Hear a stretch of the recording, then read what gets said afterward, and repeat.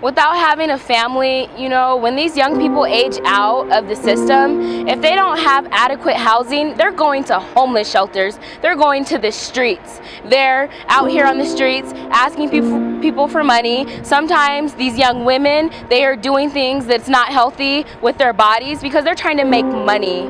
And a lot of times, if you don't prepare these kids and teach them how to find a job and give them the skills and the resumes and the skills that they need, some of these kids age out and they don't have a birth certificate, a social security card, and it's just not right. And I have been very active. I've worked on several pieces of legislation. One of the first pieces of legislation that I worked on was something that, well, it was a Medicaid bill and it was a vital document bill, because I think that kids should not age out without having their vital documents, such as a birth certificate, social security. Hello, my name is Amanda Brown, and the first person account that you just watched is more powerful than any words I could use to describe the societal issue of teenagers aging out of or transitioning out of foster care. When we talk about this through the presentation, I will use terms such as emerging adults. That means adults who are between 18 and 24 years old, so young adulthood. I will also use 18 or 21 to discuss aging out of foster care. It varies by state. Some states you are done at 18 and you're cut off. Some states you are out of foster care at 18, but you may receive assistance until you're 21, provided that you are enrolled in school or following these other steps. And in some states, 21, you're done. You have been in a system, a care system, for years, maybe your entire life. And all of a sudden, you are turned out and expected to be a contributing member of society. You may or may not, as she said, you may not have a birth certificate. You likely don't have a driver's license, and you don't have a lot of real world knowledge about what it takes to do things such as secure employment, secure residence, things like that. And you may not know what your options are for assistance with those things. So my presentation will focus on that issue, on what the problems are with aging out of foster care and what we can do to correct them.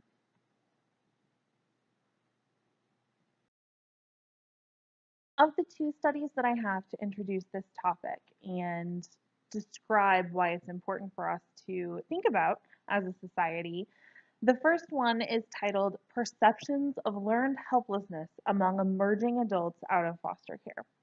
This was a qualitative study and it analyzed the homeless population of a southwestern state.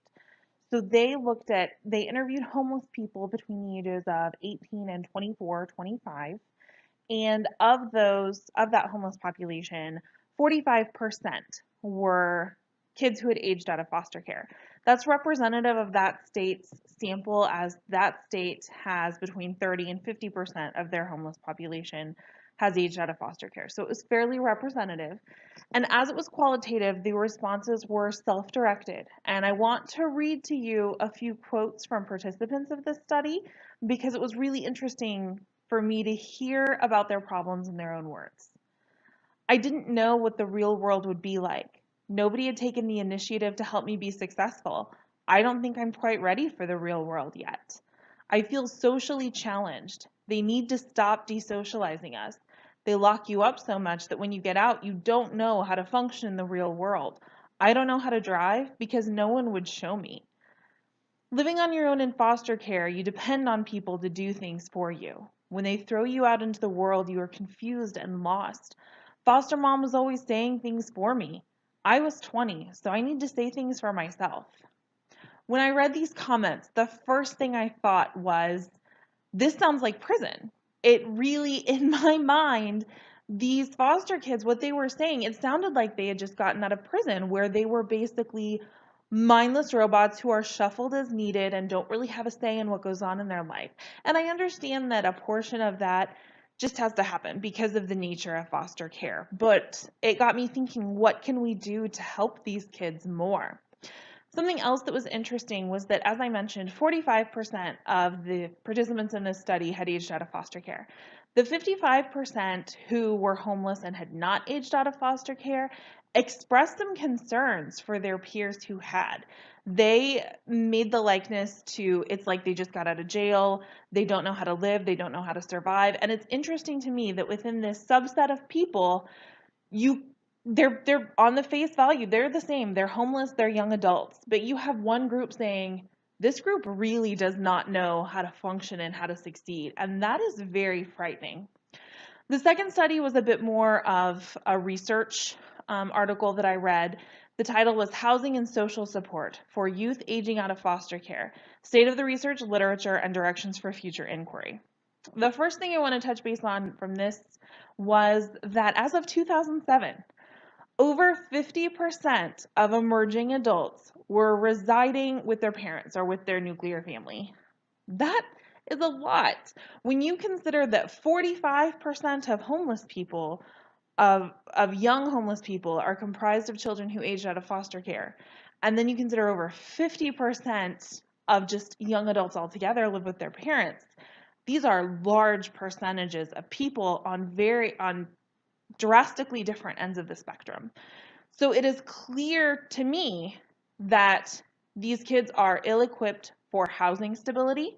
If you go out of foster care and you don't have, you haven't touched base with any of your relatives, or your relatives they were abusive, or perhaps they're in jail, or maybe they've passed away, where do you start? Where do you start as an 18-year-old or a 21-year-old kid? 21 may be easier because then you have a bit more legal standing. But as an 18-year-old, you can't rent a car, you can't get a hotel room. And how can you find a job if you don't know, if you're not guaranteed to have a place to sleep and a place to shower? If you do get a job, how do you know how to manage your money? Do you know about a bank account? Things like that. I know that in Missouri, we now have a mandatory financial management course as part of high school, but if you didn't graduate high school, or that course wasn't stressed for you, or you didn't pass the course, you didn't pay attention, if you don't have a safety net, how do you know where to go? How do you know what to do? Next, I'd like to look at some statistics with you that will make you understand that this just isn't a foster kid problem. This is a society as a whole problem. I will leave these statistics up on the screen for a moment, but I want to draw your attention to the right-hand side of this page. According to the National Foster Youth Institute, we will spend approximately $300,000 on each person who ages out of foster care. This figure is comprised of public assistance, incarceration, and community costs, such as lost wages.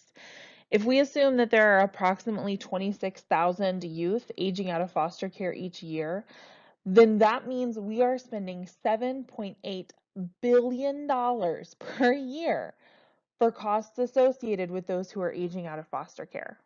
There has to be a way to be better, to do better, and we're going to discuss that next.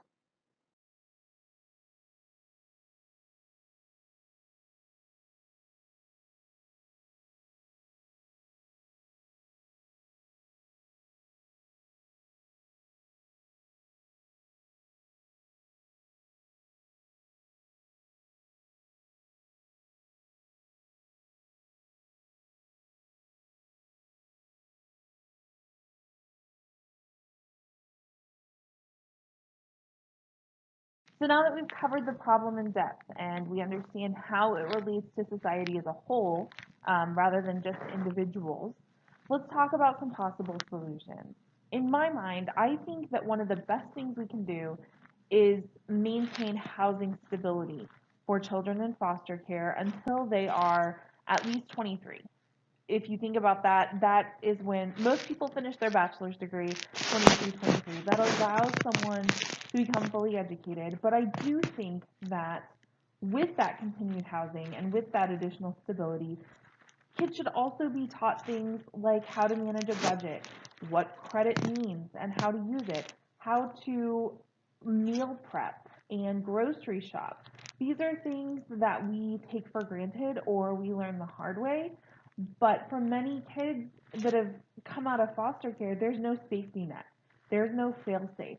One little slip for them could mean homelessness, whereas a slip from us might mean we call mom or dad for an extra 20 bucks until we get paid next. So it's a system, we have to take it seriously. These kids have to be taken care of and given the tools to succeed. In addition, I think that healthcare should be continued. For as long as these kids are related or are kept um, in foster care or in any subset of it, I think they should be able to maintain healthcare coverage as they had when they were in foster care. Also, in searching for a solution, I realized that there's a hole, a fairly critical hole, and it's those who are in foster care for a significant period of time and are reunited with their families maybe at age 17, maybe at age 18. And that family unit may not be as stable as it should be, and there may be no supports in place. But because the child technically didn't age out of foster care, they may not have a lot of options. So the two main things that I found from these two studies, transition from foster care to independent living, ecological predictors associated with outcomes, and aging out gracefully, housing and helping youth transition smoothly out of the foster care system. The main takeaway for me was that housing is crucial. And that's not to say that there shouldn't be rules, but many kids in foster care can't get a driver's license, they can't work, they may not be able to spend the night at a friend's house, they may not be able to go hang out with their friends at a mall, things like that. Things that we take for granted, they may not be able to do. When they're need to be exposed to these different sorts of environments so that they can have the tools to succeed. They can learn about different groups of people, they can learn about budgeting, they can learn about shopping, things that have always been decided and done for them.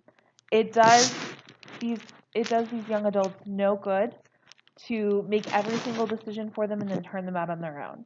As parents, we are consciously thinking of, how do I turn my child into a productive member of society? How do I teach them the rules and the manners? And how do I make sure that they can stand on their own two feet? Whereas in foster care, it seems the theme is keep this kid alive and safe and healthy, and then once they hit this magical age, turn them out the door. We need to do better, and we have the tools to do better. And clearly, if it's costing us $7.8 billion to ignore these problems, it must be a lot cheaper to address them. Thank you.